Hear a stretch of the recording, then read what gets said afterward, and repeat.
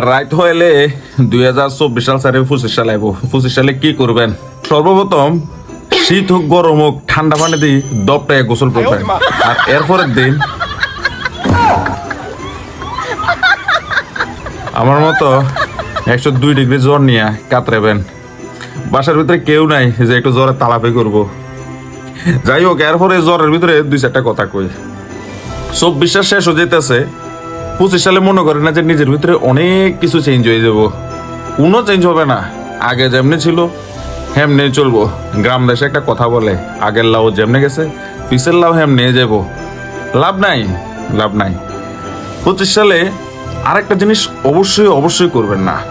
এই যে মানে জ্বরে কাতরাতেছি, বেডের ভিতরে তখন শুয়েছিলাম, বেডগুলো দেখেন লাগানো, তো আতশবাজি বাইরে ফুটাচ্ছে তো ফুটাচ্ছে। এই যে কথা না বলতে বলতে দেখেন একটা ফুটাই দিল।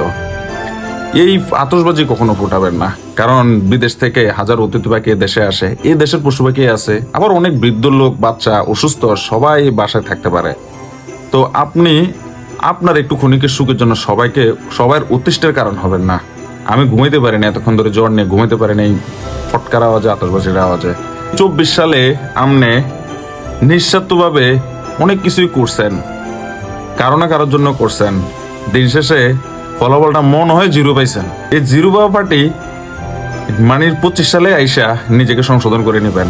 কারোর জন্য করার আগে চিন্তা করে দেখবেন যে সে আপনার জন্য কতটুকু করবে। বাচ্চা কাচ্চা স্কুলে ভর্তি করাতে হবো না, ভালো একটা স্কুল যাচাই বাছাই করবেন, ভালো একটা স্কুলে পড়াশোনা করানোর চেষ্টা করবেন। কারণ একটা বাচ্চাকে আপনি বেসিকটা সেখান থেকে দিবেন, সারা জীবন সে সেভাবেই নিবে।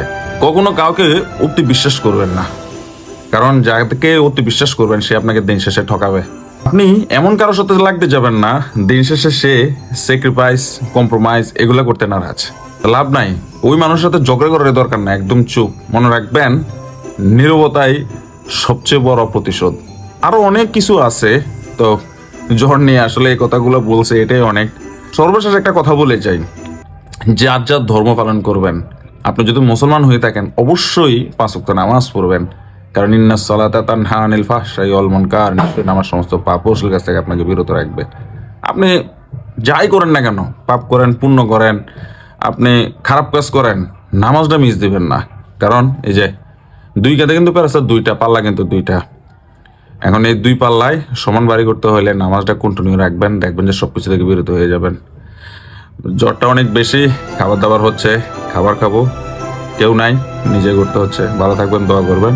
সবার নতুন বছর শুভকামনা বলবো না, কারণ মুসলমানের জন্য হ্যাপি নিউ ইয়ার না।